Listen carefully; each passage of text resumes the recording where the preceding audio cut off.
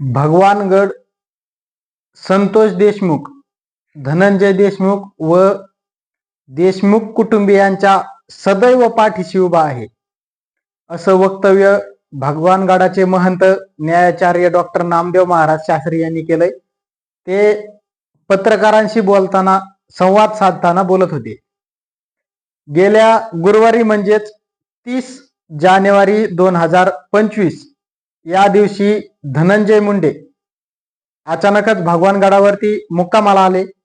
त्यानंतर भगवानगडाचे महंत नामदेव महाराज शास्त्री यांनी पत्रकार परिषद घेत पत्रकारांशी बोलताना सांगितलं की धनंजय मुंडे हा खंडणी घेऊन खंडणीवर जगणारा नेता नाहीये. त्याचबरोबर संतोष देशमुख यांच्या मारेकऱ्यांना फाशीची शिक्षा व्हावी असंही वक्तव्य नामदेव शास्त्री यांनी केलं होतं. त्यानंतर संतोष देशमुखचे बंधू धनंजय देशमुख हे आरोप्यांचा इथून मागचे केसेसचे डॉक्युमेंट घेऊन भगवानगडाचे महंत नामदेव महाराज शास्त्री यांची भेट घेणार असल्याचं त्यांनी देखील पत्रकारांशी बोलताना सांगितलं होतं. त्यानंतर 2 फेब्रुवारी 2025 या दिवशी धनंजय देशमुख हे भगवानगडाचे महंत नामदेव महाराज शास्त्री यांची भेट घेण्यासाठी गेले. त्यावेळी भगवानगडाचे महंत नामदेव शास्त्री असं पत्रकारांशी बोलताना सांगतात की भगवानगड हा सदैव धनंजय देशमुख व देशमुख कुटुंबियांच्या पाठीशी खंबीरपणे उभा आहे. आरोप्यांना 100% फाशीचीच शिक्षा व्हावी, परंतु यामध्ये जातीपातीचं राजकारण कुणीही करू नये असं नामदेव महाराज भगवानगडाला मानणारं कुटुंब आहे. यापूर्वी ते भगवानगडावर येत होते. त्यांचे अनेक वेळाचे फोटो त्यांनी मला दाखवले आणि जे आरोपी आहेत त्यांची पार्श्वभूमी असणारे पुरावे त्यांनी या ठिकाणी दिलेले आहेत.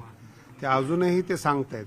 पण याच्यामध्ये धनंजय यांचं म्हणणं असं आहे की याला जातीवाद न देता जे कोणी आरोपीची बाजू घेणारे ते खरे जातीवादी आहेत.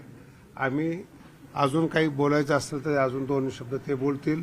भगवानगड हा कायमस्वरूपी देशमुख संतोष देशमुखच्या आणि धनंजयच्या पाठीमागा आहेत आणि सदैव राहील.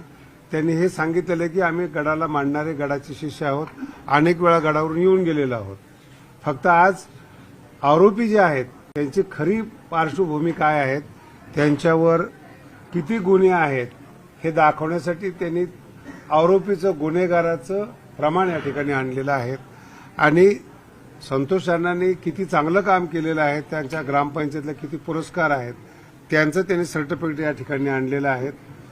भगवानगड हा त्यांच्या पाठीमागा आहे. ते मूळचे बाबाचेच आहेत हे मला आज कळालेलं आहे.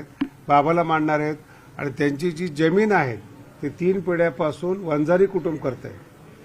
म्हणून जातीवाद न करता खऱ्या आरोपीला शिक्षा व्हावी हे या भगवानगडाच्या गादीवर माझं सांगणं.